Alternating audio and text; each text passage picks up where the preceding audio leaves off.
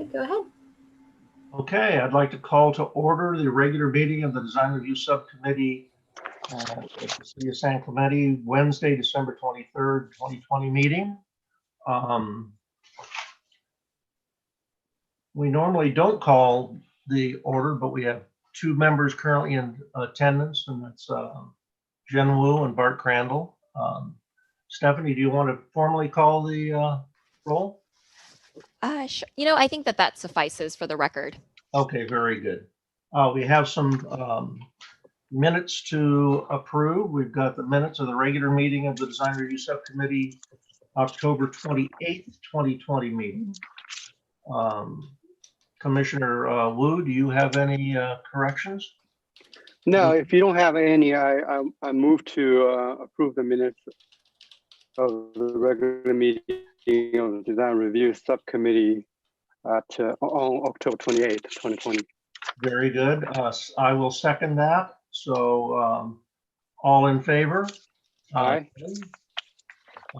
And Commissioner Crandall, aye. So it passes 2. And we have one member not in attendance today, Commissioner Blackwell.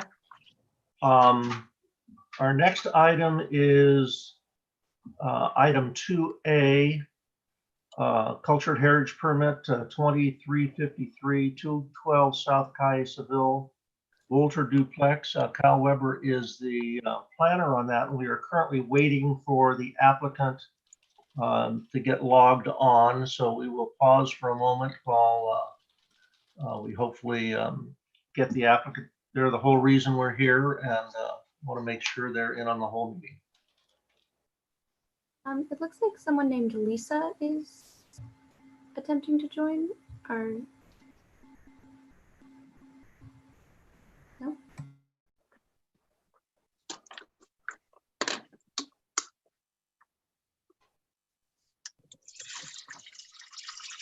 think I'm going to give the applicant a call. Is that appropriate?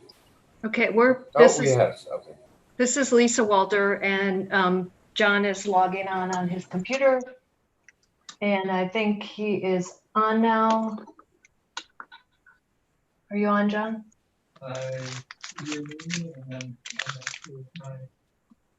We are getting audio on both of you at the moment, so good. Okay. Excellent. I will mute myself. John, are you still there?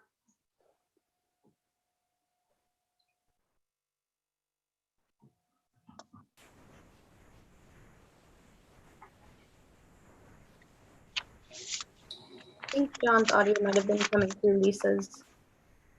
There he is.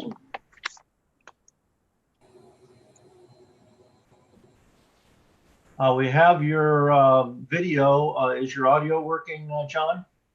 There should be a speaker you can click somewhere in the lower left of the screen.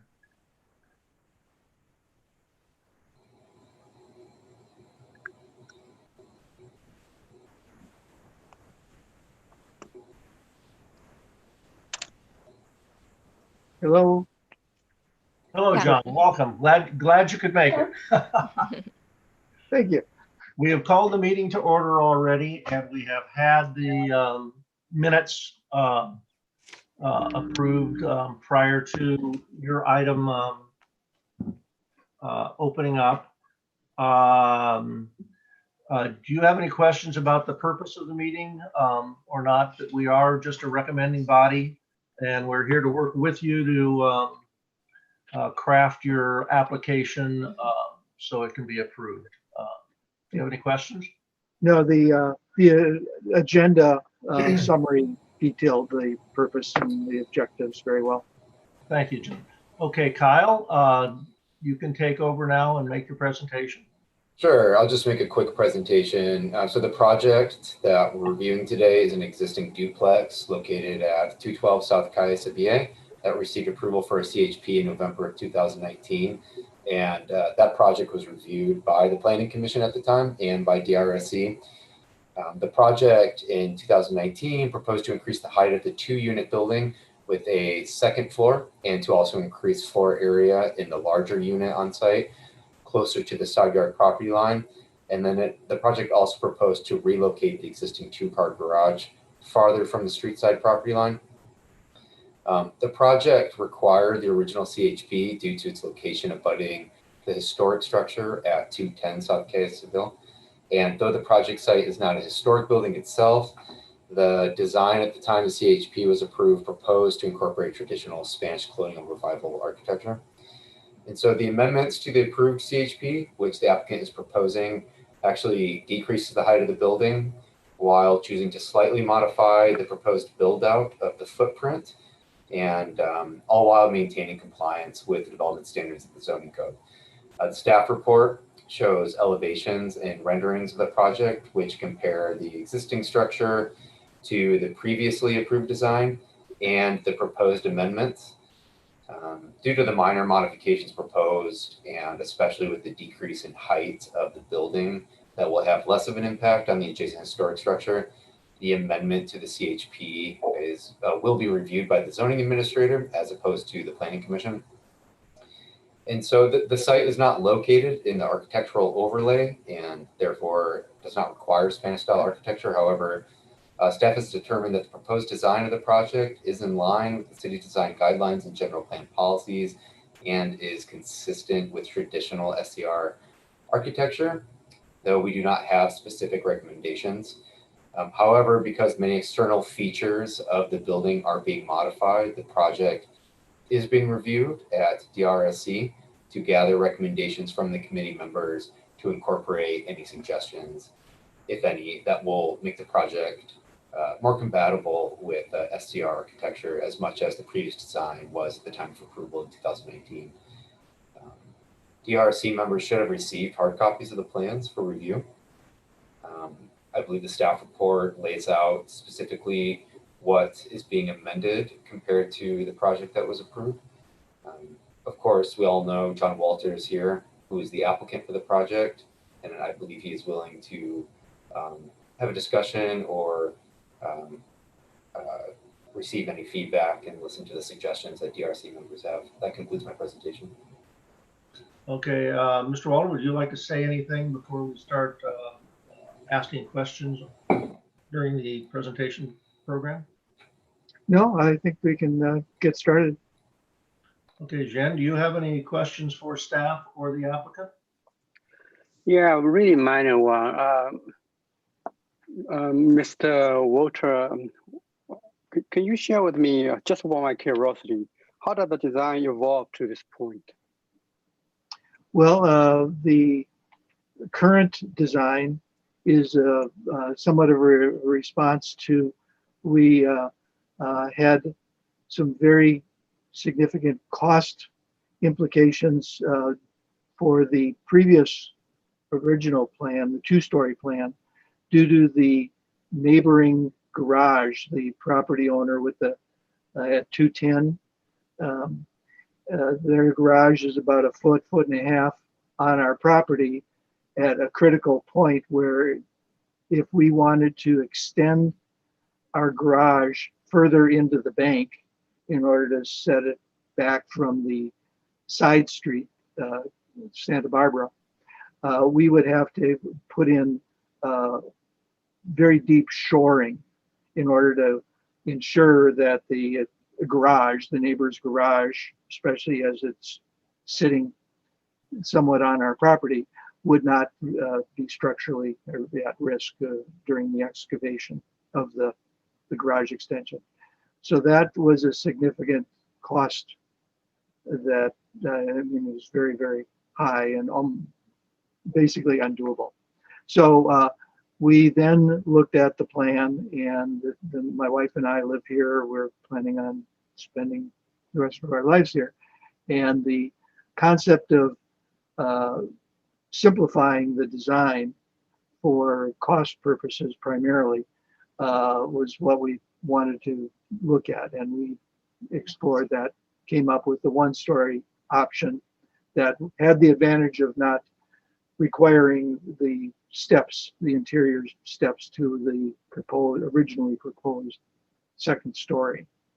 So that's sort of how we evolved from the two-story, which we really loved, but because of especially the shoring requirement, we had to take a second look at the project with cost in mind. It also coincided with the COVID crisis, and that I think has complicated things with the construction community. And we've not been able to get somebody who would be willing to and able to do the original proposed SIP, structural insulated panel concept. So that's the long story, put it that way, of how we went from the original two-story plan that would add the second story to what we're requesting approval for today. Thank you. I have no more questions.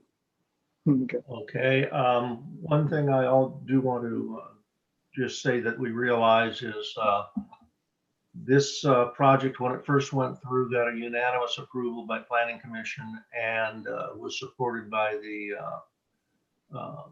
president of the Historic Society, Larry Culbertson, as a representing the Cultural Historic Society, as well as himself personally. So just wanted to get that in there.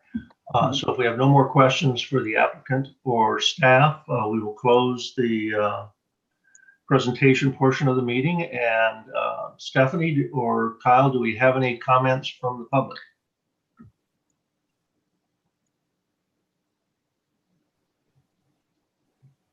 We have not received any comments, sorry.